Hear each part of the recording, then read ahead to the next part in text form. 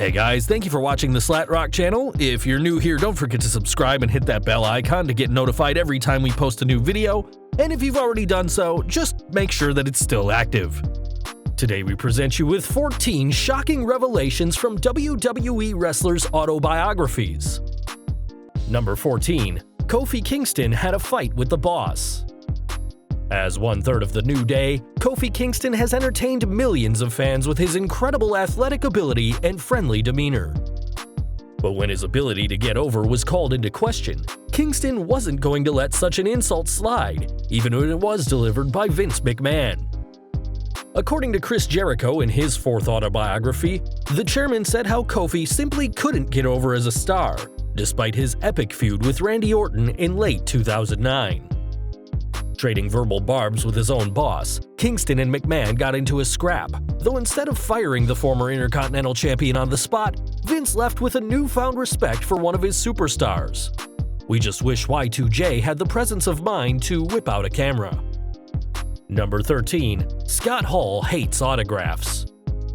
Bret Hart is known as a legend who is very sure of his opinions, and one man he has still not changed his tune on is the bad guy himself, Scott Hall. Before joining WCW in 1996, Hall competed as Razor Ramon for years in the WWF, even facing the Hitman at the 1993 Royal Rumble for Hart's WWF title. Bitter enemies in the ring, Hart wasn't too fond of Ramon outside of it, mentioning in his book that when Hall was approached by a young fan of his, decked out in a homemade Razor costume, the bad guy simply walked by saying, "I don't need to sign autographs anymore." Of course, we only have Hart's perception of events to go on, and while this does seem bad, it's possible that Ramon was just an extremely committed heel. Number 12. The Nature Boy beats up Bischoff. Ric Flair has done it all in wrestling and has made plenty of friends and enemies along the way. Working for both WWE and WCW, Flair spent much of his career working alongside Eric Bischoff, something that the 16-time world champion did not enjoy. In his autobiography, Flair wrote about how he always felt that Bischoff was smug and took matters into his own hands in 2003. Slapping Eazy-E in the face while Bischoff was on a call, the Nature Boy reportedly threatened to gouge out his eyes, but thankfully refrained from doing so. It would take fellow former WWE champion Sergeant Slaughter to stop Flair from crossing a line he couldn't uncross, though Bischoff could have been hurt real bad that day if he'd decided to fight back. Number 11. A battle of gigantic proportions. While they may both stand over 7 feet tall, The Big Show and the Great Khali are reportedly two of the friendliest superstars to ever grace a WWE ring. That doesn't mean that these two couldn't get angry though, and got into a heated brawl when The Big Show accused Khali of stealing one of his moves. Again, it was Chris Jericho who was witness, as he wrote that Show confronted the Indian superstar backstage for stealing his chops. Despite Khali trying to play innocent, Show threw Khali's bag in the corner, infuriating the former world champion as Show landed the punch. As the two super heavyweights battered each other with massive punches, it was Show who faltered, tripping over something, giving staff and superstars the chance to separate the two and bring this colossal battle to an end. Number 10. Ric Flair didn't rate Bret Hart.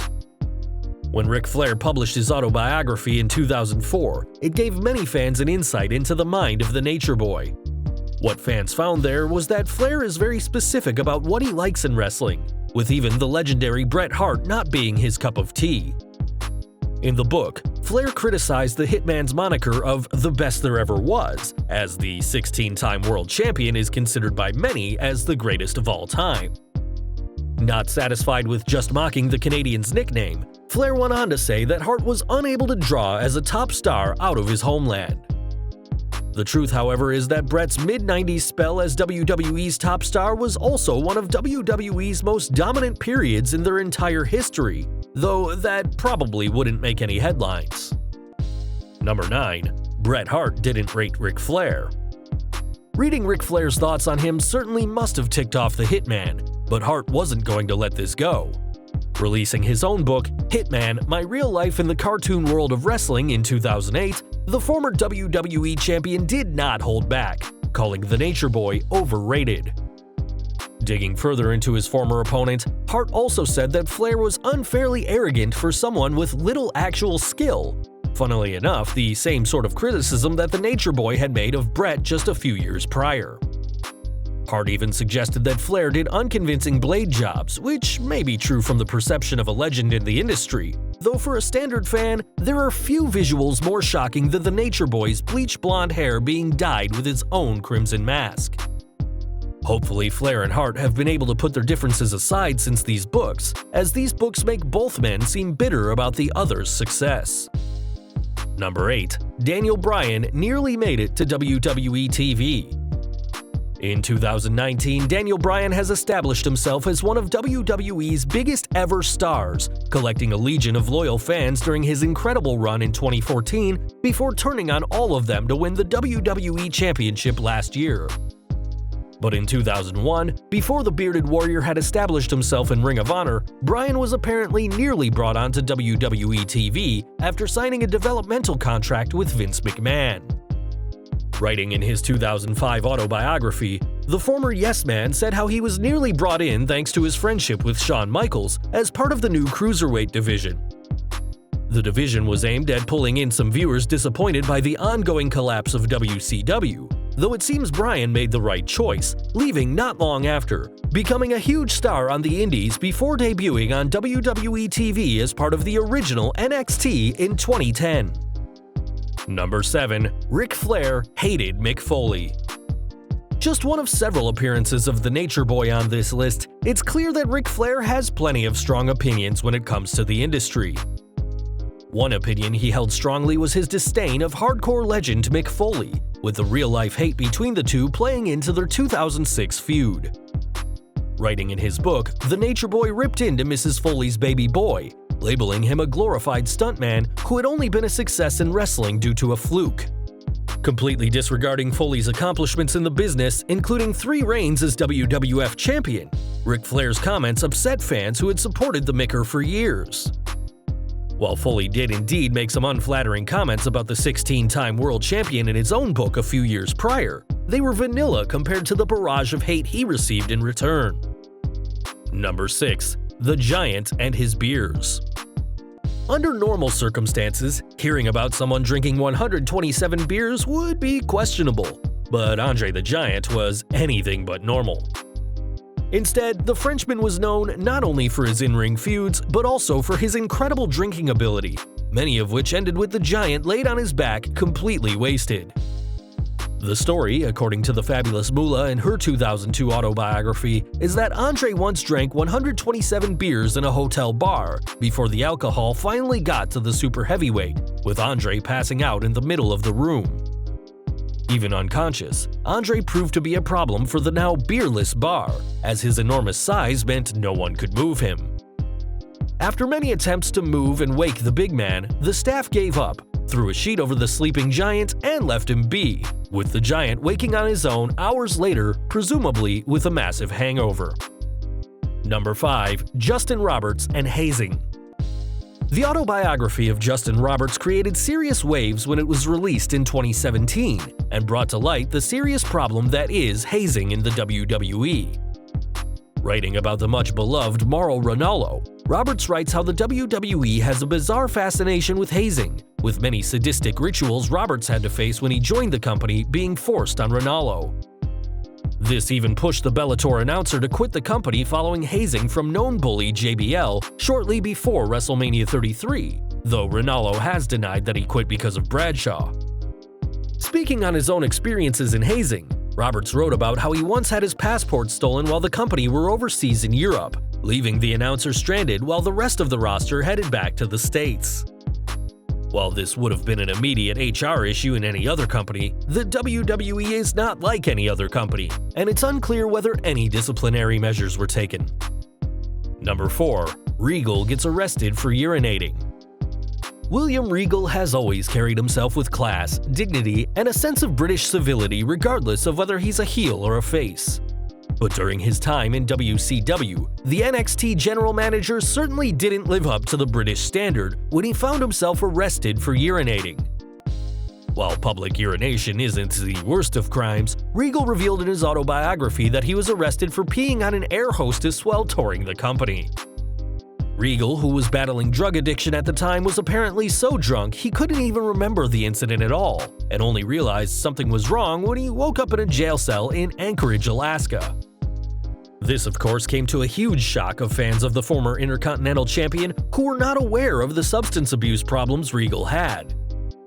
Joining the WWF in 1998, Regal would be fired from the company for these same problems, and has said that he does not remember his initial run with the company at all. Thankfully, the Blackpool Brawler has gotten his life on track and is now one of wrestling's most respected figures. Number 3. Dawn Marie and Kurt Angle had an affair. The life of a WWE superstar is not an easy one. Not only is there the physical pain of taking bumps every night, but having to spend time away from your family and loved ones can be just as painful. On the surface, Kurt Angle seems like a happy family man, but even the Olympic medalist fell into temptation years ago, having an affair with then WWE diva Dawn Marie. The fling was confirmed by Marie in her autobiography, who also mentioned that Angle was married and Marie herself was in a relationship at the time. Marie openly revealing the affair came as a shock to many who have idolized Angle over the years, and showed how even the most loyal of spouses can do bad things. Fortunately, Kurt has remained faithful to his current wife Giovanna, whom he married in 2012 after divorcing Karen Angle in 2008. Number 2. Roddy Piper was a member of the Hart family. It may come as a shock to many members of the WWE Universe, but Roddy Piper wasn't actually Scottish. While fans probably should have figured this out by Piper's lack of a Scottish accent, the Hot Rod was actually from Canada, a fact he revealed in his 2002 autobiography. As if this wasn't shocking news on its own, Piper also revealed that he was a real-life cousin to the Harts, and therefore could have been a member of the Hart Foundation alongside Bret, Owen, and Jim Neidhart. While the relationship was occasionally hinted at, noticeably during the build to Piper and Bret's match at WrestleMania 8, it's probably for the best that Piper didn't join his family. At the time, Bret was one of the cleanest babyfaces around, and there's no way Piper would have been half as legendary if he hadn't become the dastardly heel fans grew to hate and love. Number 1. The Undertaker took a dump in the King's crown. Jerry the King Lawler is a true legend of wrestling, holding countless titles across dozens of promotions. A true icon of the Memphis wrestling scene, Lawler entered the WWE in the early 90s with plenty of self-confidence that many saw as arrogance. Ever the Renegades, the Clique aimed to set the King straight with a series of pranks, but were quickly outdone by The Undertaker. According to the late Bobby the Brain Heenan, the dead man aimed to show Lawler he meant business, and did so by taking a dump in the King's crown. This apparently worked, as Lawler did tone down his arrogance a lot in the coming years, and has since become one of WWE's longest tenured stars, with the Phenom proving that he was truly the master of mind games. Well guys, that's our list. Can you think of any other shocking revelations from WWE wrestler autobiographies that we might have missed? Drop us a comment below and let us know. If you like this video, don't forget to check out our previous video, 16 Strange Details about the WWE Locker Room. Also check out our other high-rated videos by clicking at the upper right-hand corner or down in the description field. If you did like this video, don't forget to hit that thumbs up button, hit that subscribe button, and the bell icon so you don't miss a single video. You can follow us on Facebook and Twitter, and as always, thank you for watching.